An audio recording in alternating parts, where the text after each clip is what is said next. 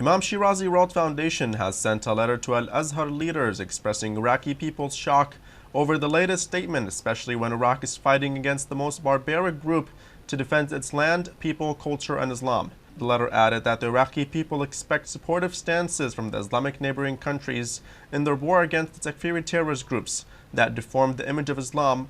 However, they have been shocked by Al-Azhar voicing concern over what it called crimes committed by Shiite forces that support the Iraqi armies in its current operations against IS Takfiri terrorists. Imam Shirazi World Foundation urged Al-Azhar leaders to reconsider such statements, as it could be understood as indirect support for the Takfiri groups to commit more terrible crimes against civilians. Shiite Rights Watch expresses its appreciation towards the Swedish government for its decision not to extend a controversial military cooperation agreement with Saudi Arabia. As it was reported, Stockholm tore up a long-term arms trade agreement with Saudi Arabia after this country blocked Swedish Foreign Minister Margot Wallström from addressing human rights violations at a meeting of the Arab League.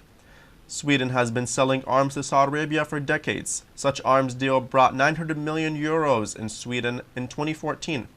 Shiite Rights Watch believes that such a brave decision should be appreciated, and other countries such as the UK must follow Sweden and stop their arms deal with countries which clearly violate human rights towards their natives. Saudi Arabia is known as the world's most human rights violator, as this country violates the rights of its citizens. More than 200 displaced Iraqi families have returned to their homes in Amirli district after the area was liberated and cleared of Takfiri terrorists by the Iraqi army.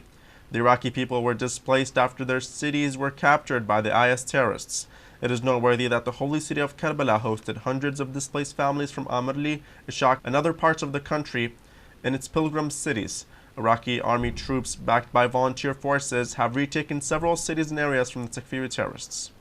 Spokesman of IS terrorist group in his speech admitted defeat in Salahuddin province. He then threatened to burn the remaining lands if IS decided to leave the province. Meanwhile, the Iraqi army, backed by the Popular Mobilization Forces, continued its campaign against IS Takfiri terrorists in Tikrit, killing 2 Saudi terrorists. A source said that 2 of the terrorists of the so-called Islamic State from Saudi Arabia have been killed by the security forces in Tikrit town, Salahuddin. The Iraqi army also foiled the suicide attack in Anbar and 2 others in Ramadi.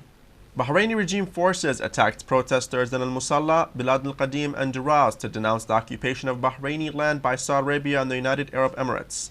The angry demonstrators chanted slogans against the Saudi monarchy and demanded the immediate withdrawal of all Saudi Arabian and UAE forces from the country.